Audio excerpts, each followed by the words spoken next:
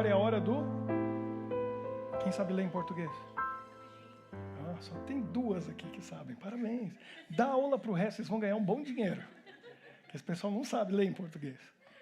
Refuginho. Então, as crianças podem ir com a professora Carol, que está ali atrás, e ela vai acompanhar vocês para um momento muito especial.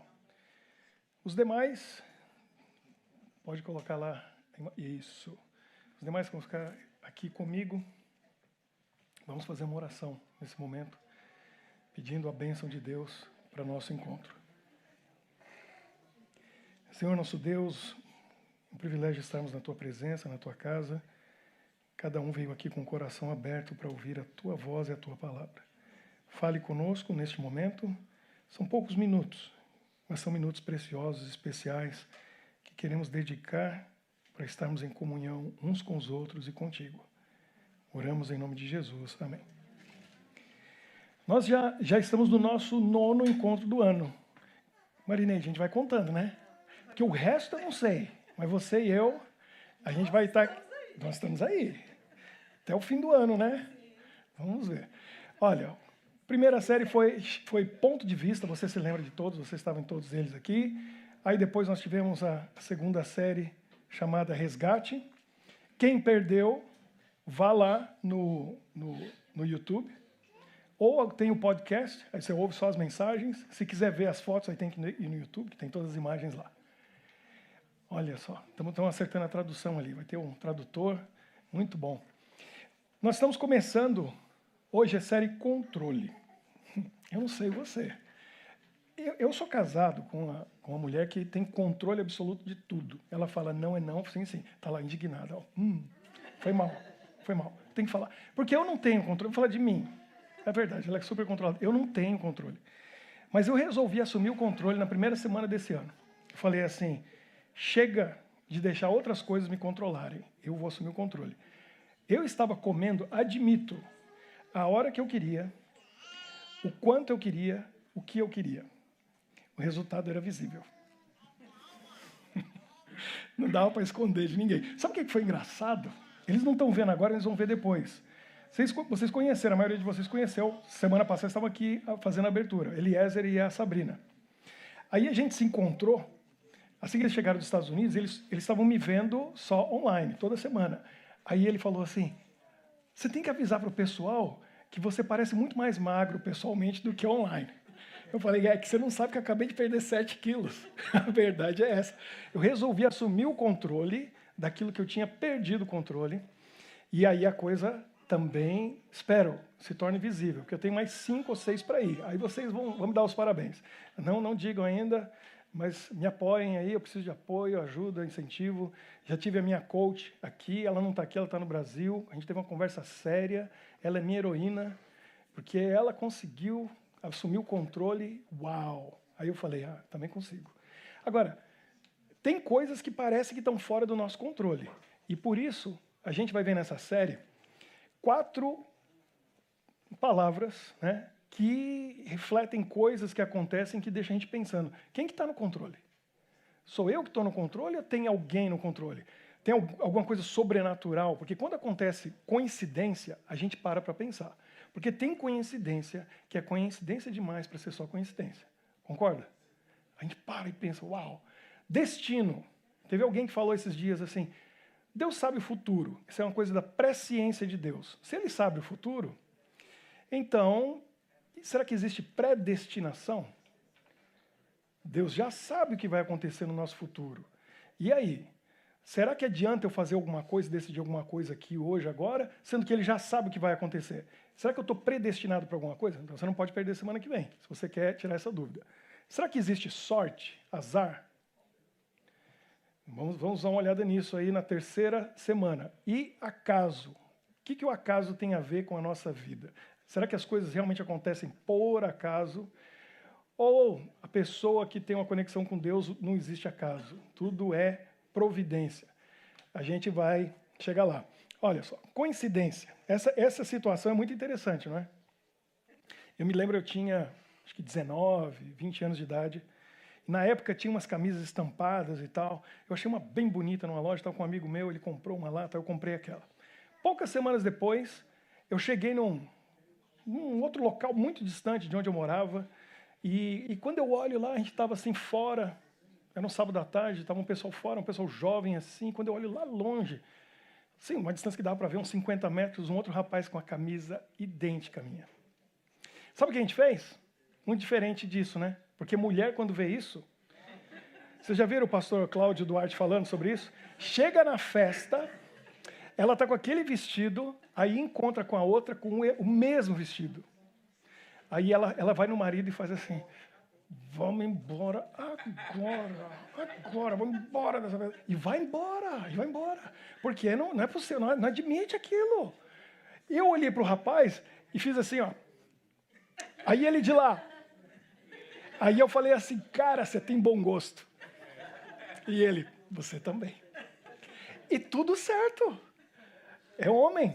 Homem vê as coisas diferentes. Mulher, nossa, é o fim do mundo. Esse tipo de coincidência, mulher nenhuma admite, aceita ou quer ter. Você lembra qual foi a maior coincidência que aconteceu na sua vida? Eu vou contar para vocês a minha. Foi simplesmente demais. A história começou nessa cidade chamada Hortolândia. Eu vou até perguntar aqui, quem conhece, quem que já esteve em Hortolândia? Levanta a mão, bem alto. Olha só, tem uma galera, o pessoal está de cá. Quem já morou em Hortolândia? Olha lá, tem alguns. Sério? Você morou lá? Hã? É no Brasil, uma cidade que tem muitas hortas. Aí eles chamam de Hortolândia. Quando essa história aconteceu, a cidade tinha outro nome. Ela chamava Jacuba. E aí eu fui dar uma olhada essa semana, Jacuba quer dizer água quente. Eu não sei do Tupi-Guarani. Não sei por quê, porque acho que não tem água quente lá, né? Mas era Jacuba. A história aconteceu em 1979, porque eu sou das antigas. Mas eu era bem pequenininho. Eu tinha acho que 5 anos de idade, quando aconteceu essa história. E o que realmente fez essa história se tornar interessante foi uma bicicleta exatamente igual a essa. Essa aqui eu achei a foto online, me trouxe lembranças da minha infância, porque a minha era igualzinha a essa. Você está bem velhinha, né? Porque achar uma bicicleta de 78, hoje a foto, né? Está à venda. Mercado Livre, alguma coisa assim. Não compro. A minha era bonita, vermelhinha, igualzinha essa aí. Calói, né? Como bom brasileiro. E eu vivi grandes aventuras nessa bicicleta. Mas hoje vocês vão entender por que, se você chegar perto de mim, você vai observar logo que eu fui uma criança muito arteira, porque você vai achar já de cara cicatrizes. Tem aqui na sobrancelha, tem outra aqui. Essa assim não tem nada a ver com essa assim. Eu vou contar a história para vocês dessa assim. Essa aqui é vertical. Foram 15 pontos aqui, mais 5 na cabeça, por causa dessa bicicleta. Mas não foi a bicicleta culpada. Então, essa é a história da maior coincidência que aconteceu na minha vida. A minha avó morava lá em Hortolândia, naquela época Jacuba. Vocês não fazem ideia dos carros que tinha em Jacuba naquela época. Se eu falar aqui, a pessoa nem sabe o que é DKV. Você lembra, Jean, daqueles carros lá? Carro antigo, né? Eu estou falando com o Jean porque o Jean estudou lá e morou lá, e a mãe dele mora lá, né? Até hoje, nessa mesma cidade. Então, meus pais me deixaram no mês de dezembro. Eu tinha acabado de fazer 5 anos. Dezembro de 78, não era nem 79. E eu fiquei algumas semanas na casa dos meus avós e me deixaram com o meu brinquedo predileto, que era a minha bicicleta. E nem conto para vocês como que eu aprendi a andar de bicicleta, porque isso é outra história que não compensa agora. Mas o fato é que eles falaram para mim assim, ó, você, 5 anos, o mundo da criança é a rua na frente de casa. Eu não podia sair dali. Podia andar de bicicleta na frente. Não tinha asfalto na época, naquela rua. E a regra era essa, você vai ficar sempre aqui, na frente da casa do vovô e da vovó. E eu gostava muito de ficar lá na casa dos meus avós, brincava ali e tal. Mas aí, era dezembro e chegou a véspera de Natal. Quando chegou a véspera de Natal, chegou todo mundo lá. Tios, primos, meus pais, todo mundo. Meu irmão mais novo, que na época tinha 2 anos, né, o Nenezinho.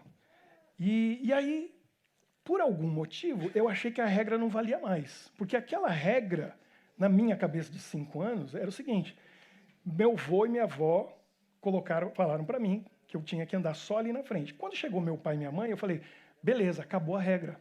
Porque agora eu tenho que responder para meu pai e para minha mãe. Não foram eles que colocaram a regra, foi meu avô e minha avó. Então não vale mais. Aí eu fui para a rua, todo mundo, aconteceu exatamente isso. Todos os homens saíram para o mercado, porque Jacuba era bem pequenininho naquele tempo, tinha que ir para outra cidade para comprar coisas no mercado para a ceia da véspera de Natal. E as mulheres foram todas para a cozinha começar a preparar. Minha avó, minha mãe e tias. Todo mundo lá. E eu na rua com a bicicletinha. Aí chegou um infeliz de um amigo com uma ideia que não foi nada boa. 9 anos de idade ele tinha. Para mim, ele já era quase adulto. Né? Porque eu com 5 anos, o outro com 9, a bicicleta dele era grandona. Eu vejo meus filhos falando isso hoje, né? Eu olhei assim, falei, poxa. Aí ele falou, vem comigo, vamos dar uma volta. Eu falei, beleza, a regra não se aplica mais. E lá fui eu com ele. E fomos um quarteirão, 2, 3, 4, 5. E quando deu 5 quarteirões, eu já estava, na minha cabeça, bem longe, bateu um medo. E eu falei, daqui eu sei voltar. Mas se for mais, eu acho que eu não vou conseguir lembrar o caminho. É melhor eu voltar agora. Aí eu parei com medo, olhei para ele e falei, vai em frente, eu vou voltar. Eu estava com medo. Estava em outro mundo. Para mim era outra galáxia. Porque era outra rua, outra rua, outra rua. Eu falei, eu vou voltar. Aí ele falou, beleza, e foi embora. Eu acho que a gente estava indo comprar picolé. Numa praça que tinha lá para cima. E eu voltei. E eu, sinceramente, com 5 anos, era muito inteligente. Eu consegui pensar em coisas incríveis, mas, ao mesmo tempo, a criança de 5 anos é tremendamente distraída. O que aconteceu? Eu estou voltando com a minha poçante a 1000 por hora. E na frente tinha um caminhão estacionado. Era feriado, né? Véspera de Natal, não tinha ninguém trabalhando. Tinha um bar logo à frente, um caminhão estacionado. E eu estou aqui, literalmente, a 1000 por hora, pedalando, o coração estava assim, ó, tenho que voltar rápido, tenho que voltar rápido. E eu indo assim, aí eu falei, bom, se eu for passar o caminhão, porque a rua era estreita, ali tinha asfalto. E se viesse um carro atrás, eu pensei, eu vou passar o caminhão, ele pode me pegar. Aí eu olhei para trás para ver se vinha um carro. Muito inteligente, um menino de 5 anos. Perfeito. Só que eu não sei o que eu fiquei olhando para trás, que eu esqueci que tinha um caminhão na frente. E continuei olhando alguma coisa muito interessante que estava lá atrás. E eu continuei, e de repente falei, e o caminhão? Pum! Eu virei para frente só para bater na traseira do caminhão. A bicicleta caiu embaixo do caminhão. Aqui abriu, e vocês sabem que qualquer cortezinho aqui, o tanto de sangue que sai. Um menino de 5 anos que estava com o coração, sei lá como estava o meu batimento cardíaco, mas estava muito acelerado, porque eu estava pedalando muito, e o sangue jorrou. E me deu um banho. Parei, vi a bicicleta ali, estava longe, mais ou menos uns 5 quarteirões. Eu falei, o jeito mais rápido de chegar lá, como que é? Com a bicicleta. Peguei a bicicleta e outra, eu vou deixar ela aqui, porque certamente alguém vai pegar essa bicicleta. Peguei a bicicleta e lavou mais rápido ainda para chegar logo. E o sangue foi fazendo assim. E eu literalmente fiquei pintado de vermelho. Quando eu passei pelo bar, tinha um pessoal bebendo, eles, meu Deus do céu, já viraram assim, todo mundo apavorado. E eu fui. A bicicleta teve uma coisa, ela vermelha, estava meio assim, desgastada, ela foi ganhando uma mão de tinta nova. Sério, ela foi ficando mais vermelhinha. Eu só imagino, ninguém tirou uma foto, que eu queria mostrar a foto para vocês. E aquele sangue foi indo e foi me cobrindo, e eu fui pela rua de asfalto, e eu tinha que sair à esquerda para uma rua de terra. E quando eu fui passando pelo cruzamento, chegou uma Kombi. 78 já tinha Kombi, e já era carro antigo, sempre existiu. Chegou uma Kombi que parou, porque eu estava na via principal, né, de asfalto, ele chegou na rua de terra, e foi hilária a cena. Né? O motorista da Kombi fez assim, ele parou, olhou para cá, e eu estou vindo aqui, né? Ele olhou para cá, olhou para lá e fez assim. E fui olhando aquela coisa vermelha passando. Ele ficou pensando, é o Chapolin ou o quê? Né? E foi passando. E aí ele começou a buzinar. Pá, pá, pá, pá, e veio atrás de mim, porque ele queria que eu parasse para me levar para um hospital, um pronto-socorro, alguma coisa. Aí foi mais engraçado ainda, né? Eu entrei na rua da casa da minha avó. Como eu disse, feriado, véspera de Natal, estava todo mundo brincando na rua. As crianças, as mães. E aí eu me senti como Moisés atravessando o Mar Vermelho. Porque eu fui passando, foi abrindo, assim, ó. Abriu, não ficou ninguém. E a Kombi atrás, vindo atrás do menininho naquela bicicleta. E as mães, eu não sei porquê, tinham as mães com o bebê no colo, elas tampavam o olho do neném e viravam assim, que não queria que o filho visse aquilo. Até que eu cheguei na porta da casa da minha avó, deitei a bicicleta, a Kombi freou assim, ó, que levantou o poeirão. Fui correndo pela lateral e entrei na cozinha e só falei, mãe! Toda aquela mulherada olhou para mim. Aí a gente vê as personalidades.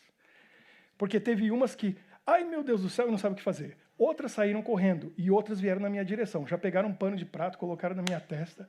O homem da Kombi chegou, não tinha um homem lá, porque meu pai, meus tios, todo mundo estava lá no mercado comprando coisa. Vamos levar para Sumaré, né? Que era onde tinha o hospital. Aí me levaram para o hospital. E eu me lembro, assim, com o olho tampado, e eu vendo as árvores passando, assim, eles conversando, e cheguei no hospital. Quando eu chego no hospital, eu fiquei sentado esperando para ser atendido. Eu tinha que tirar um raio-x para ver se tinha quebrado o osso, o que tinha acontecido. E eu estou ali sentado e eu estou ouvindo um outro menino gritando, ai meu pé, ai meu pé, ai meu pé. E ele gritava muito o tempo todo, não parava, ai meu pé, ai meu pé, ai meu pé. Aí chegou uma enfermeira. A enfermeira chegou para mim assim e falou, que bonitinho, posso ver? Aí eu comecei a pensar, essa coisa de enfermeira deve ser tudo doido, né? Quer ver um negócio desse? Aí tiraram o pano de prata, ela olhou, que bonitinho. Olha, tá com a testa toda aberta, nem tá chorando. O outro menino fez um cortezinho no pé e tá gritando, desesperado. Aí eu olhei para ela e eu pensei, tia, você é muito burra. Eu perdi tanto sangue, eu mal tenho força para respirar, como que eu vou ter força para chorar? Sério, eu pensei isso. E aí tiraram o raio-x, não tinha nada. Aí costuraram 15 pontos aqui, 5 aqui. E eu me lembro do meu Natal de pirata, porque com o olho tampado, né? E aquela coisa assim que tinha que virar. Lembro dos presentes, todo mundo querendo me agradar. Pronto, a história ficou. Só que trauma a gente nunca esquece. Nunca esquece. E aquela história ficou gravada na minha memória. Passam-se 10 anos. Aí eu estava em São Paulo, estudando. E eu estava no internato, né, chamado NASP, hoje Campus 1. Na época tinha outro nome, IAE. E aí a gente estava no quarto, conversando entre os amigos, e um grande amigo meu até hoje, 30 e tantos anos, Davi. E ele contando histórias da infância, e eu contando histórias da infância, e outro amigo contava, e outro contava, e cada um contando a sua. Moleque não tem o que fazer, né? Aí a gente estava ali um horário que não tinha o que fazer, e começamos a contar histórias. Ele contando um dia que a irmã dele bateu uma porta de vidro, o vidro quebrou, e o vidro foi no rosto dele. E aí não estava o pai e a mãe em casa, e ele ficou dizendo, você me deixou cego, eu não consigo ver. Ele lavou o rosto e ficou fingindo de cego, horas e horas, fazendo a irmã sentir culpada, que ela tinha deixado ele cego. Era uma história melhor que a outra. Aí eu contei a minha bela história da bicicletinha, o que tinha acontecido.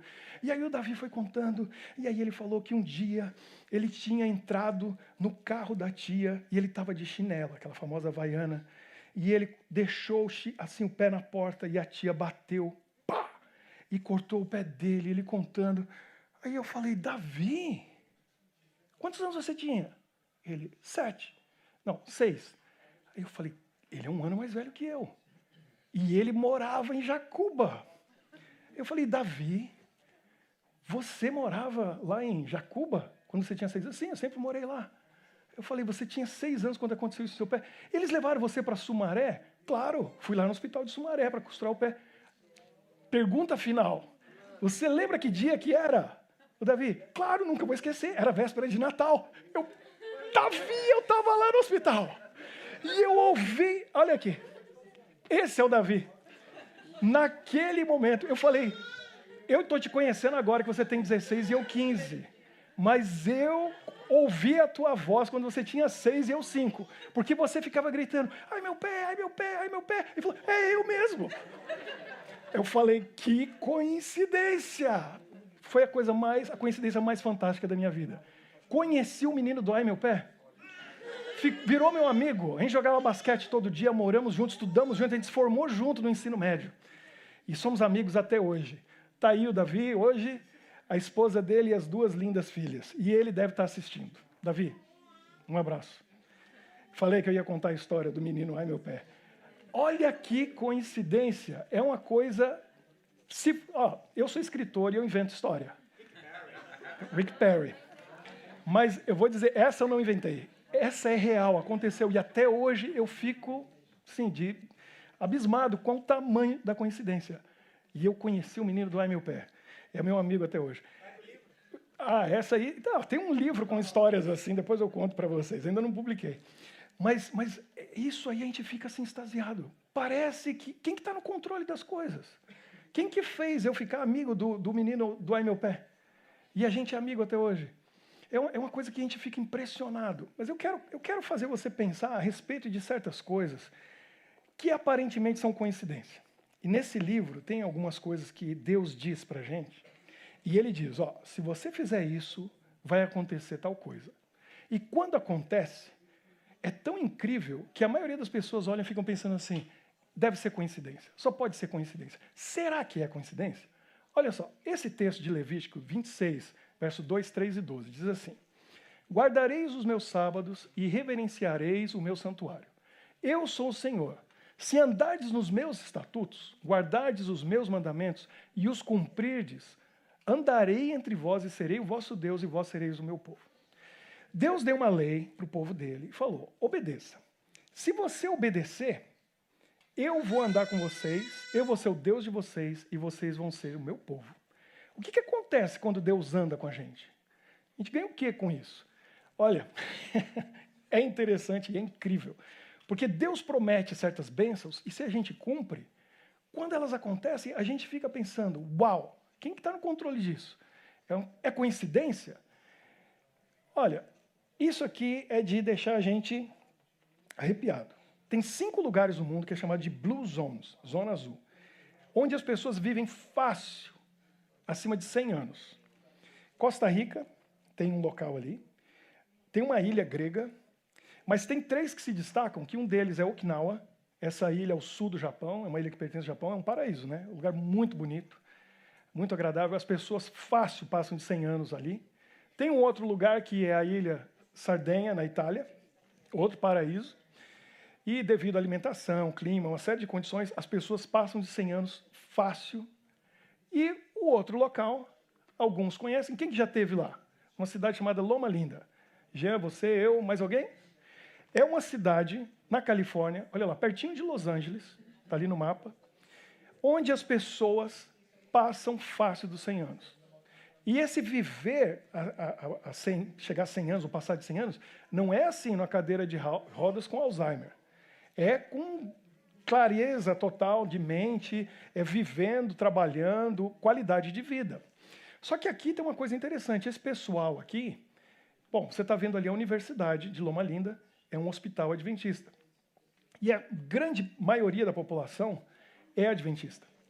Então eles seguem certos conselhos sobre alimentação, saúde, eles cuidam da saúde, tem grupos ali de jovenzinhos de 70, 80, 90 anos que levantam 5 da manhã para fazer caminhada, para correr. E a maioria deles é vegetariano, tem uma série de coisas. Esse hospital é um hospital muito famoso, muito conhecido mundialmente. Para ter uma ideia, nesse hospital, no dia 15 de novembro de 85, foi realizado o primeiro transplante de coração em um bebê, com sucesso. Hoje são de 350 a 400 transplantes de corações em bebês. O primeiro foi nesse hospital. Ele é um hospital referência. E ele se tornou motivo de estudo.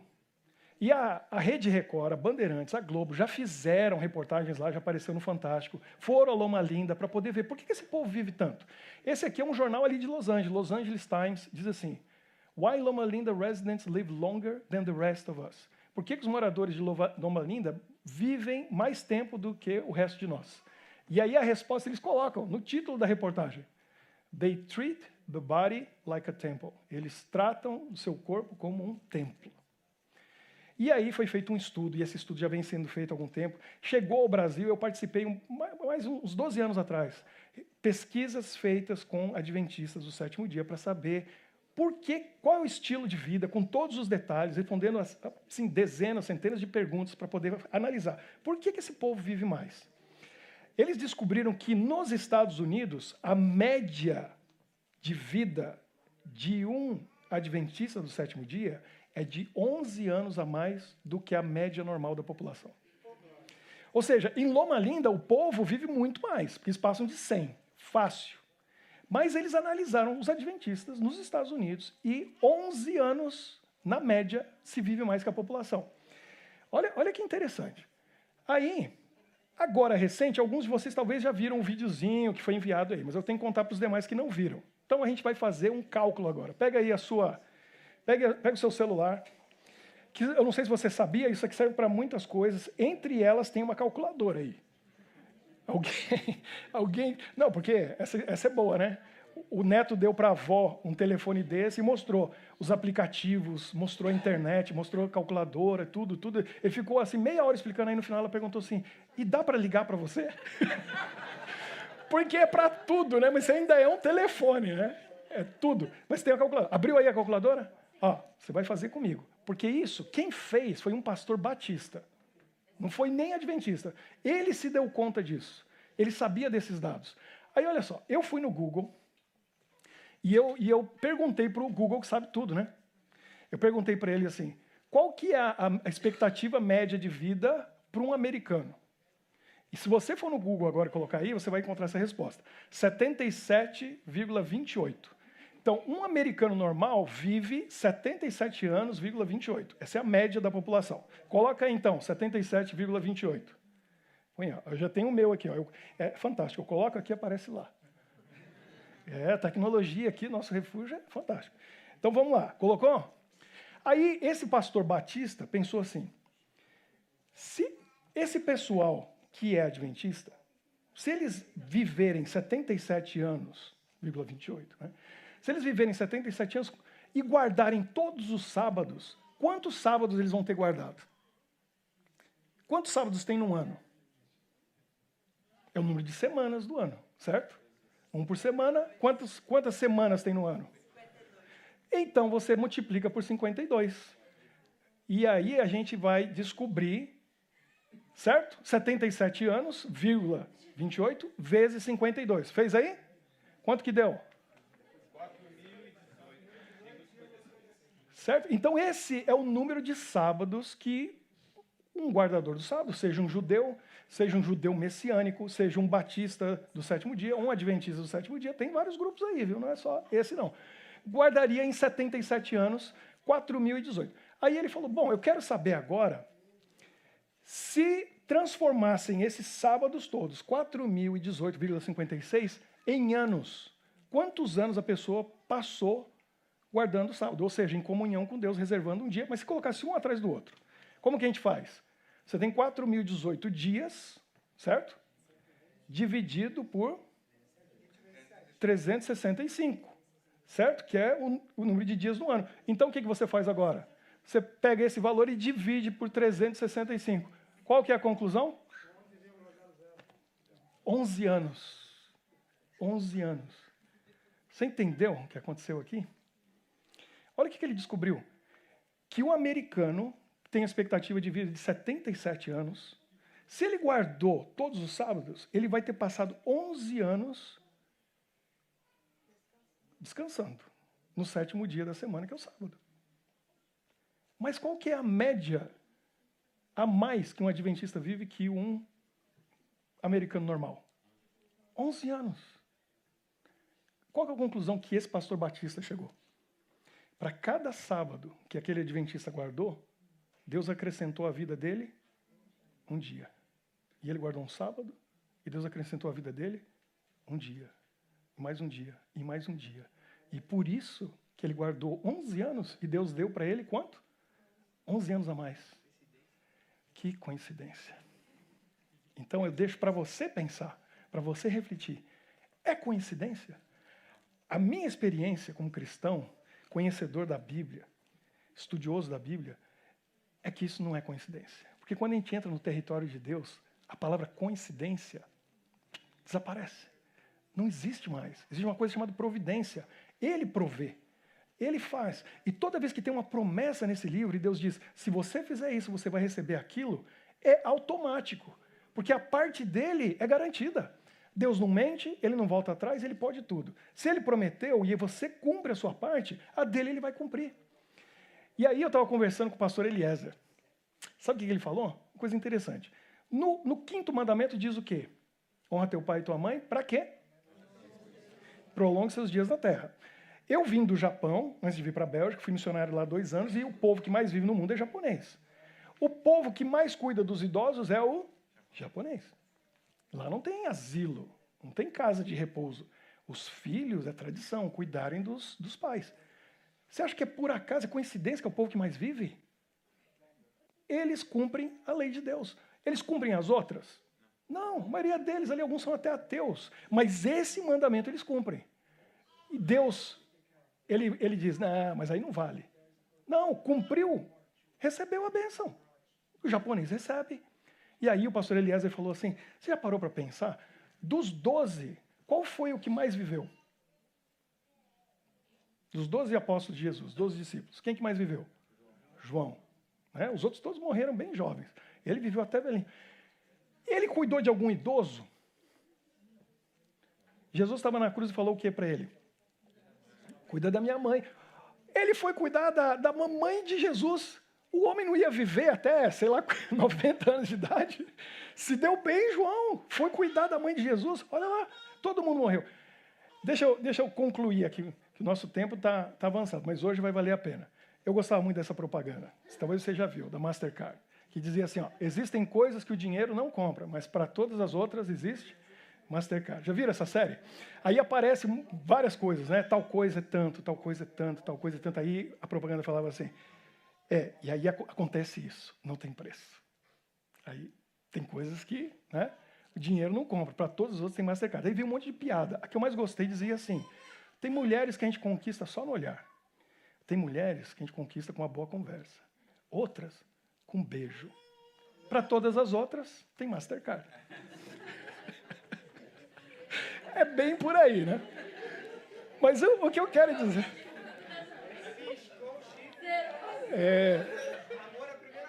Isso aí. Mas o que eu quero dizer para vocês é o seguinte. Tem coisas que a gente consegue fazer. O que é humanamente possível, a gente faz. O que não é com Deus.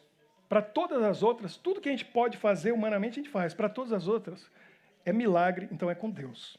É com Ele, não é Mastercard que resolve. É Deus, tem que orar. Bom, quem tem produto Apple aí, não precisa nem perguntar, né? Um que é muito interessante agora são os AirTags. Que isso aí, você lembra filme de espião? Né? Que tinha que arranjar um negócio incrível e colocar no carro para poder seguir o carro e saber onde está, rastreador. Isso é um rastreador, todo mundo pode ter por 39 euros. Não vou fazer propaganda da Apple aqui, se comprar 4 tem desconto. Mas...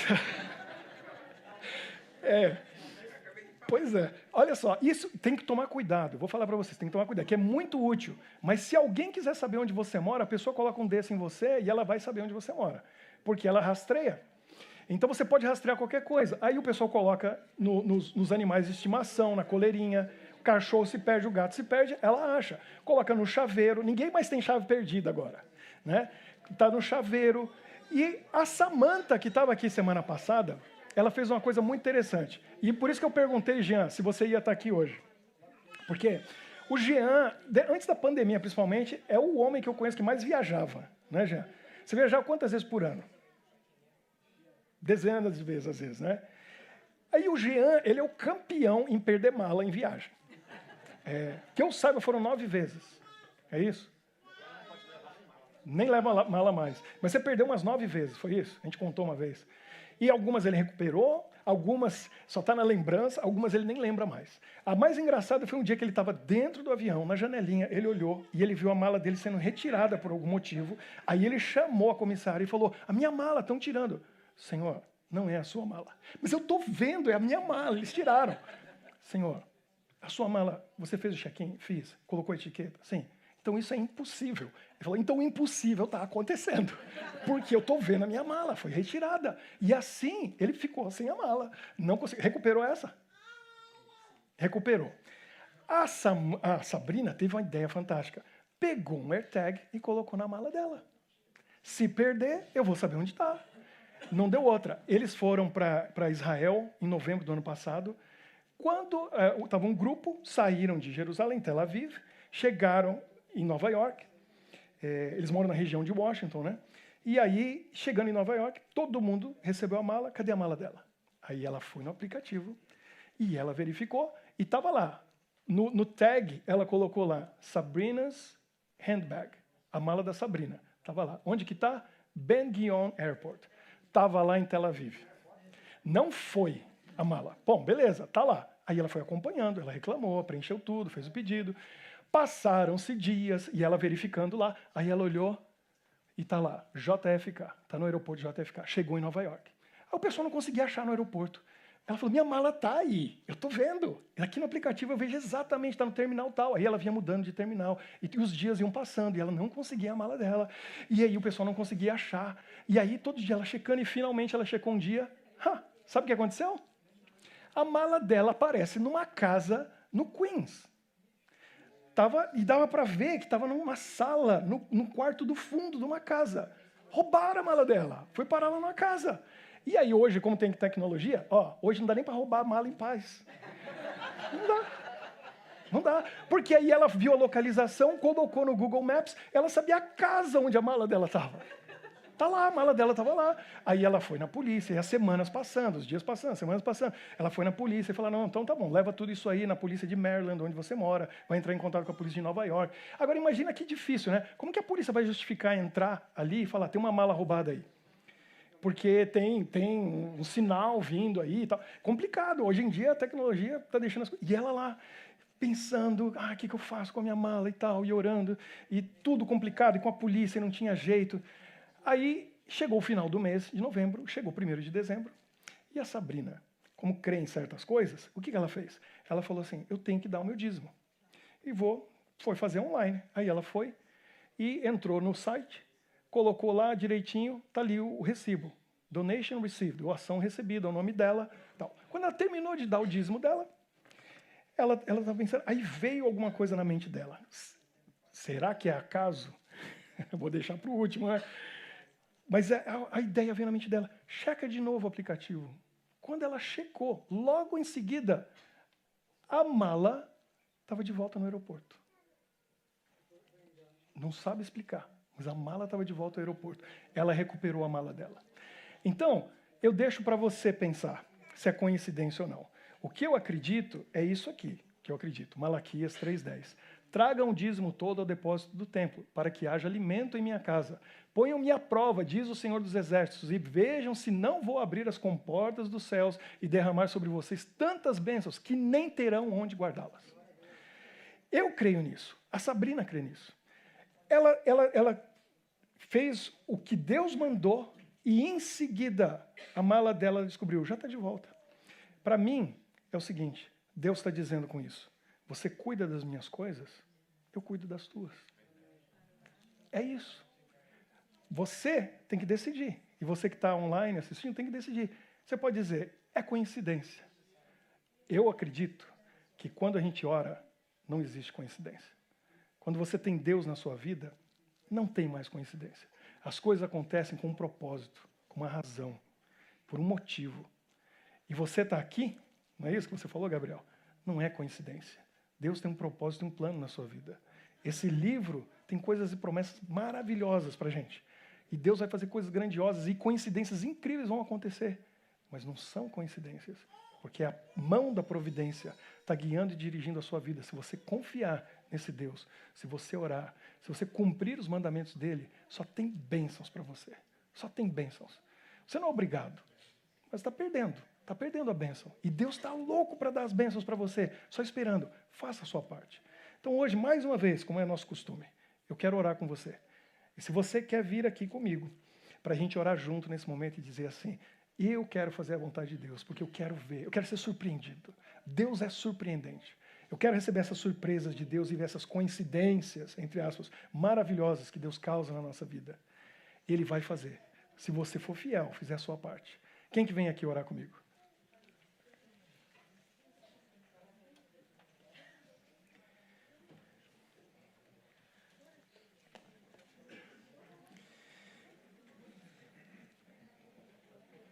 Deus tem um plano para cada um de nós. E Ele vai nos abençoar quando a gente dá uma oportunidade, a gente dá uma chance. Coincidências não acontecem na vida daqueles que creem em Jesus. Vamos orar e vamos colocar a nossa vida mais uma vez nas mãos do nosso Deus. Senhor nosso Deus, mais uma vez nós estamos aqui na Tua presença, felizes, contentes por estarmos entre amigos e irmãos. E nós vemos nesse mundo coisas incompreensíveis, coisas impressionantes, coincidências que acontecem, mas nós sabemos, Senhor, que quando a gente ora, coincidência não faz parte do nosso dicionário. Essa palavra não existe, porque a Tua providência toma conta de tudo ao nosso redor.